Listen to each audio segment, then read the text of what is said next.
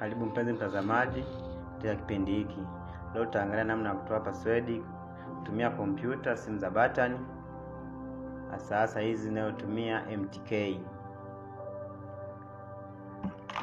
Karibu kwenye kipindi hiki, like pia share ili kuweza kupata vitu vingi sana, kujifunza namna program hizi.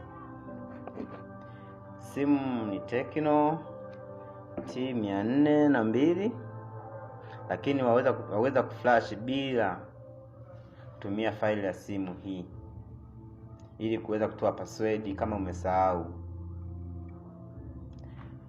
Tutaiwasha simu yetu, tuangalie simu yenye password.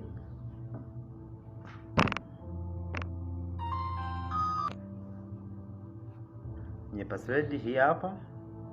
Piga hapa, utaona utajaza namba 4 na goma, piga 00 pia inagoma.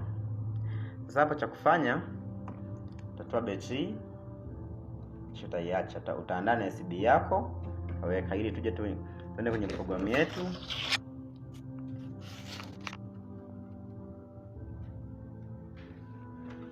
Program kama hii, ila mimi nilikuwa nimeshafungua kwa ili twende sawa, itabidi ni cancel kwanza.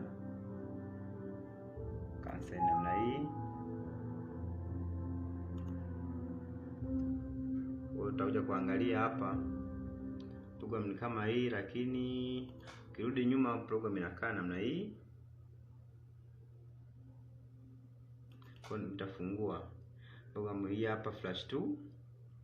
Utakiliki namna hiyo, piga huko hapo na piga okay. Piga okay, unakuja hapa hivi. Pale ndipo format. Hapa. Ukipiga inakuja namna hii.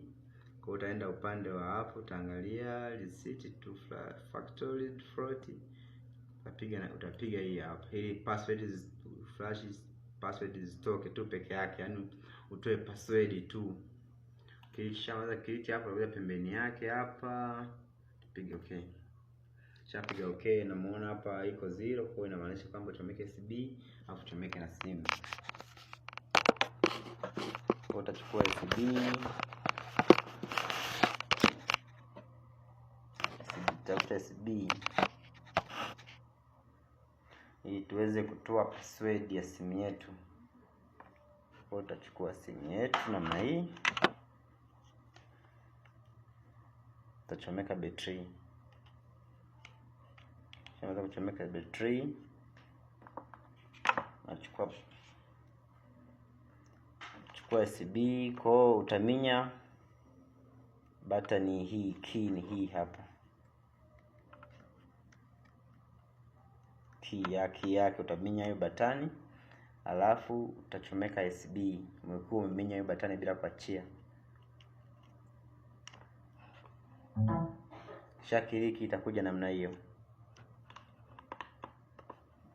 Anza kuhesabu, lakini itakuja namna hiyo.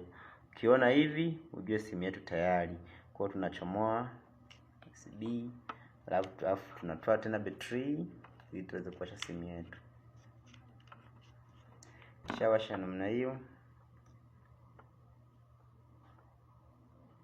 itawaka.